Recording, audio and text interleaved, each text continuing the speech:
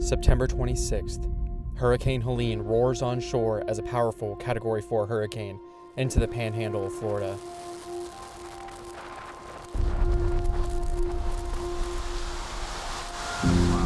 Nobody could have ever imagined what was about to unfold next as the cries of the Appalachians began to be heard all over the world. While most eyes were focused on the catastrophic flooding wreaking havoc on the Carolinas, Lauren and Brian were fearing for their lives as the entire forest came crashing down around them as Helene's ferocious winds tore through the high elevations around Asheville. This is their story. Yeah, we're definitely getting close. Probably 6:30, one of the kids woke us up. And at that point, the wind was very aggressive. So in the basement room where we were sleeping, we had two walls that were backing up to the ground. One of the kids woke up, and then pretty quickly from there, for the next hour and a half, from 7 to 8:30, every 5 minutes, a tree was falling so close that the entire house and the entire foundation of the house was shaking around us. We had the kids with us. We were on a mat below the bed thinking that something could come through.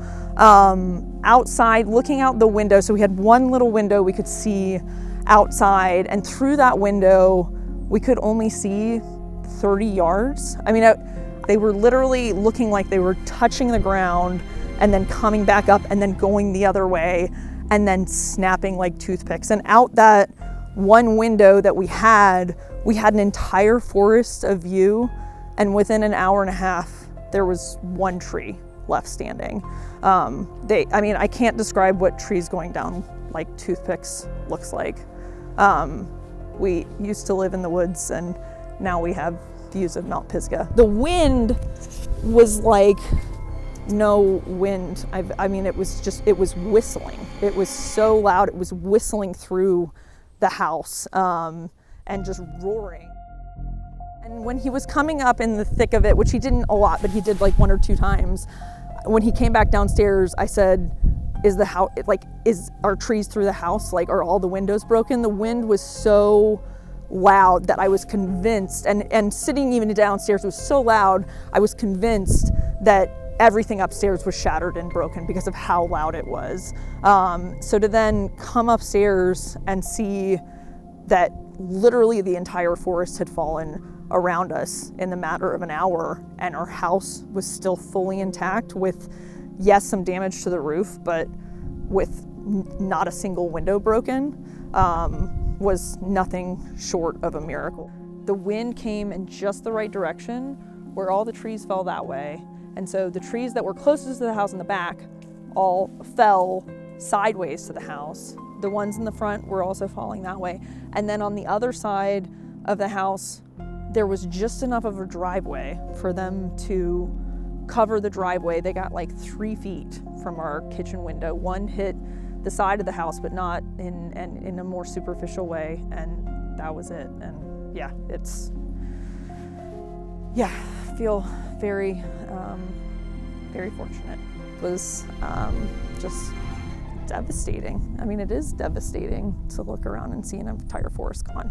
It took a week to cut us out, and I was convinced that we were not getting cut out. Like, no, it was like, you look at this area here, and we had over 100 trees down just on our driveway. Our driveway is a 1/4 mile long, and there were at least 100 trees down on our driveway alone. I had very sporadic, but a little bit of communication with people down below.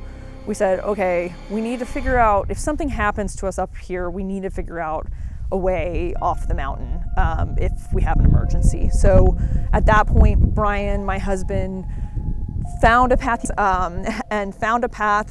that was kind of most directly down the mountain that he marked with orange tags so he could find his way back.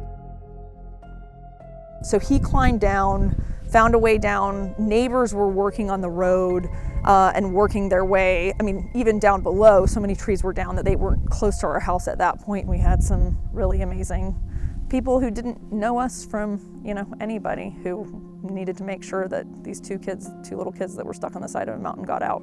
And now we're trying to figure out how do we take care of this land with our neighbors and bring it back?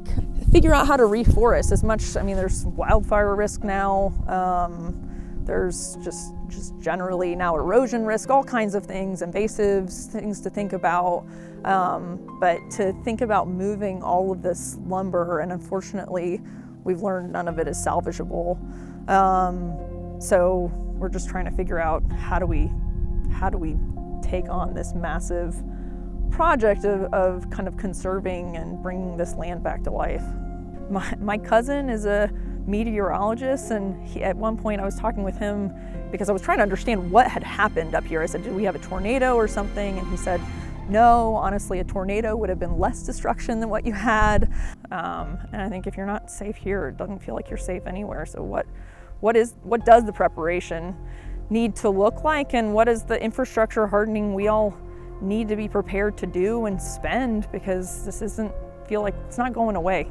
Letting everybody know outside of Western North Carolina that it is as bad, if not worse, than they realize. To have an entire city of close to 100,000 people still lacking potable water, it's devastating to our local economy, especially an economy that's built around tourism and people coming here, and it's peak leaf season and no one's here.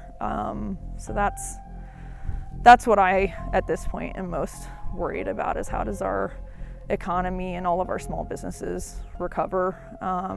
They're the lifeblood of this community and what makes it so great, and so many of them are struggling right now. Despite their harrowing encounter, Lauren and Brian have no plans on leaving and are a classic example of the spirit of West North Carolina.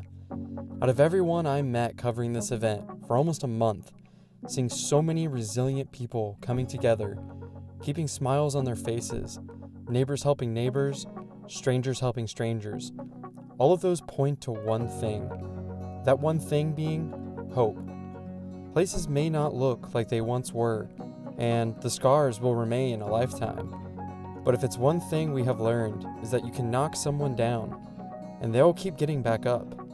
Be sure to subscribe and be on the lookout for the full Hurricane Helene documentary and the full encounter with Lauren and many others. Until then, the Appalachians remain in our hearts.